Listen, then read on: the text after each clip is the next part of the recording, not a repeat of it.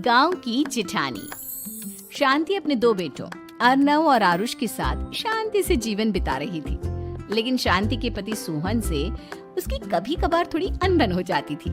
एक दिन शांति रोज की तरह सुबह का खाना बना रही थी, तभी दरवाजे की घंटी बजी। घंटी की आवाज सुनकर वो दरवाजे की ओर जाते हुए कहती है, अरे आती हूँ, कौन है, सब्र करो। शांति दरवाजा खोलती है तो देखती है कि उसके जेठ मोहनदास सामने खड़े होते हैं। वो सक पकाकर अपना घूंघट करती है और पैर छूकर कहती है, आइए आइए जेठ जी। कैसी हो शांति? जी मैं तो बिल्कुल ठीक हूँ, सब आपकी मेहरबानी है भाई साहब। शांति और मोहनदास की बातें सुनकर शांति का पति सोहन और उसके दोनों बेटे बाहर आ जाते हैं। अरे भैया राम राम, कैसे हो आप? राम राम भाई। अरे शांति, ऐसे खड़ी खड़ी क्या देख रही हो? चाय कॉफी कुछ लेकर आओ, भैया आए हैं। शांति तेजी से रसोई की ओर आगे बढ़ती हुई कहती है, अरे मेरी माँ, गेट खोलने के चक्कर में मेरे तो चावल ही जल गए। वो दौड़ी दौड़ी रसोई में जाती है और देखती है कि सारे चावल जल गए हैं। वो दोबारा चावल बनाने में लग जाती है। इतने में सोहन आवाज लगाता है, अरे शांति, तुम्हारे चावल का रोना खत्म हो गया हो तो चाय ले आओ। जी लाती हूँ अभी। शांति जल्दी जल्दी चाय बनाती है और मोहनदास को चाय देती है।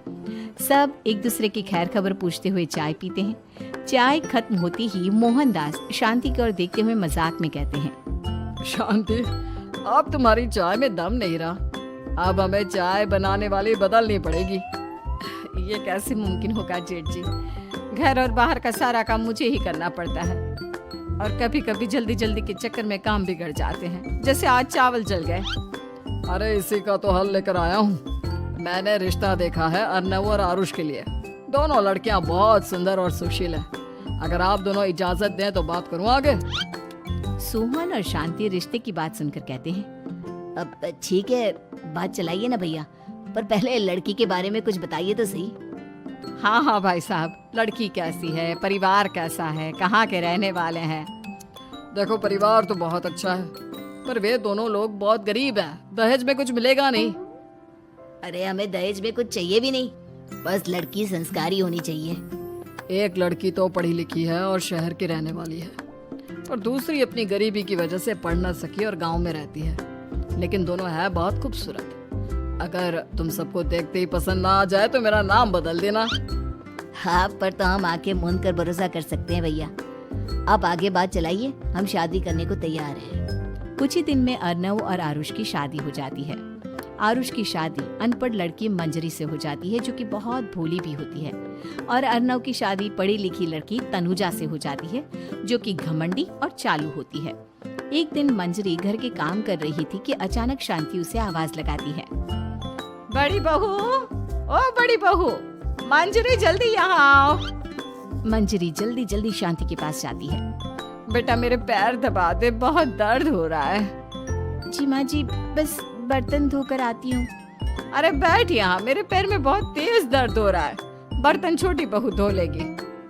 मंजरी शांति के पैर दबाने लगती है तो शांति तनुजा को आवाज लगाती है, छोटी बहू, और छोटी बहू। तनुजा थोड़ी देर से आराम से चलकर आती है। जी माँ जी, आपने बुलाया मुझे? आपको कोई काम था क्या?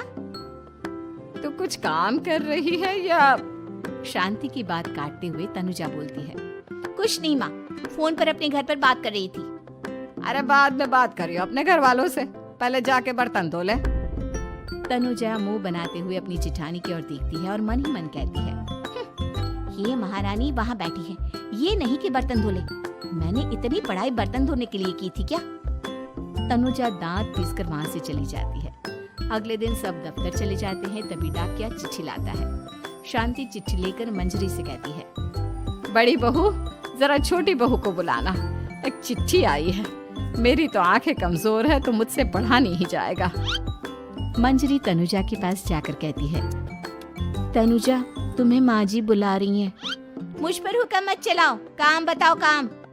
अरे मैंने तुम पर कहाँ हुक्म चलाया, और हुक्म चला भी दूंगी तो क्या हुआ? तुम तो मेरी छोटी बहन की तरह हो ना। तुम जैसी अनपढ़, जाहिल और गांव की गवार मेरी बहन नहीं हो सकती। बेचारी मंजरी तनुजा की बात सुनकर अपना सा मुंह लेकर रह गई। कोई चिट्ठी आई है, माँ जी तुमसे पढ़वाना चाहती है, बस इसलिए बुला रही हैं।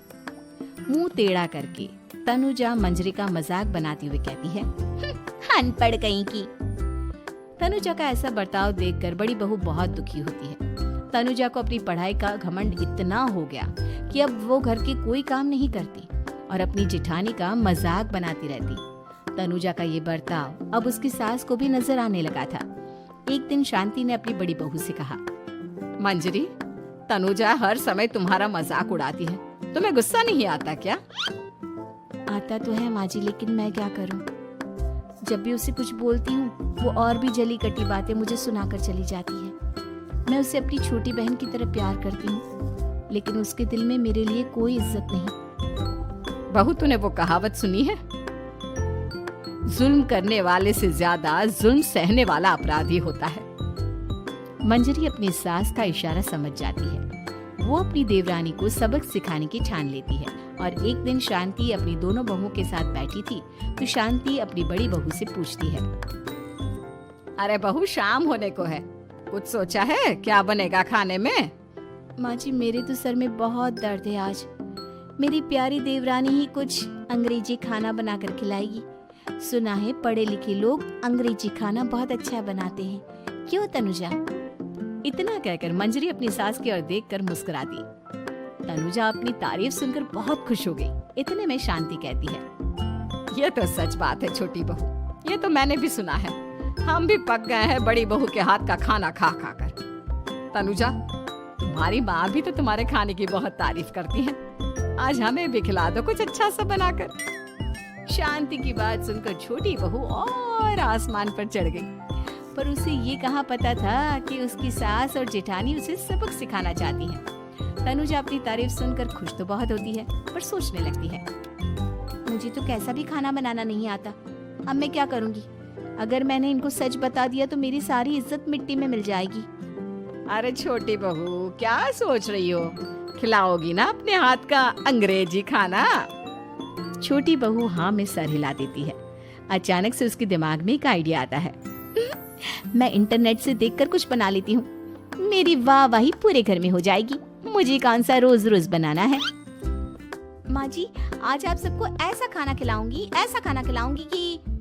इतने में शांति छोटी बहू की टांग खींचते हुए कहती है कि पता नहीं कैसा खाना खिलाओगी, ए ऊपर वाले हमारी रक्षा करना। इतना बोलकर शांति और मंजरी दोनों जोर जोर से हंसने लगते हैं। अब तनुजा रसोई घर में चली जाती है और खाने की तैयारी करने लगती है, पर उसे रसोई घर की चीजों के बारे में तो कुछ नहीं पता। जैसे तैसे सारी चीजें निकालती है और इंटरनेट पर देखकर खाना बनाती है। कुछ ही देर में सब लोग घर आ जाते हैं। अरे सुनते हो, आज का खाना हमारी छोटी बहू बना रही है। अरे वाह, आज तो फिर कुछ अंग्रेजी खाना खाने को मिलेगा। कुछ ही देर में खाना बन जाता है तो छोटी बहू सबका खाना लगा देती है। इतने में बड़ी बहू कहती है, क्या बात है देवरानी जी, आज तो बहुत अच्छी खुशबू आ रही है। ये बात तो सही कही बड़ी बहू तूने, खुशबू तो अच्छी है, ऐसी खुशबू तो मेरे खाने में भी नहीं आती। सब मिलकर छोटी बहू की बहुत तारीफ करते हैं और छोटी बहू 7वें आसमान पर बैठ जाती है। अब सभी खाना खाते हैं। जल्दी जल्दी दो, अब तो मुंह में पानी आ रहा है। हाँ हाँ, मुझसे भी नहीं रुका जा रहा। जैसे ही सोहन एक निवाला खाता है तो उसकी आंखों से पानी आने लगता है। ये देखकर शांति सोहन से पूछती है, क्या हुआ जी, खाना इतना अच्छा बना है कि आंखों से पानी आ गया? सोहन चुप रहता है और धीरे धीरे से खाना शुरू कर देता है। इतने में सोहन छोटी बहू से कहता है, बेटी तुम भी तो खाओ, तुम क्यों रुकी हो, खाना सच में बहुत अच्छा है। ये कहकर सोहन जोर से हंस देता है। फिर सब खाना खाने लगते हैं, लेकिन खाने में नमक और मिर्च तेज हो गई थी।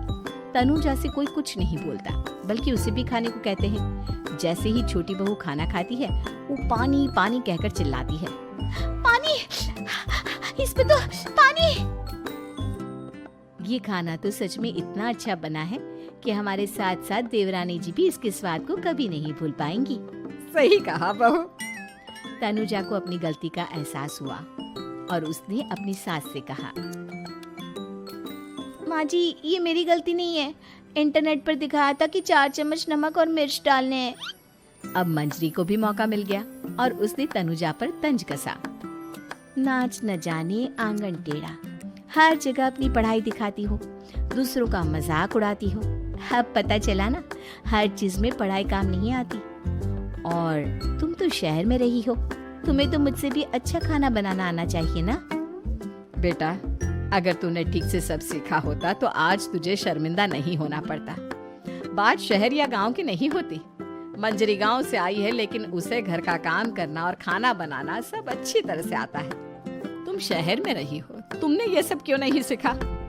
छोटी बहू सर नीचा कर सबसे माफी मांगती है और बहुत शर्मिंदा होती है। दीदी मुझे माफ कर दो, मैंने आपको बहुत बुरा भला कहा, पर आपने मुझे हमेशा ही माफ किया। आज मुझे अपनी गलती का एहसास हो गया है। अब दोनों बहुएं मिलकर घर का काम करने लगी और एक दूसरे को अपने गुण बांटने लगी।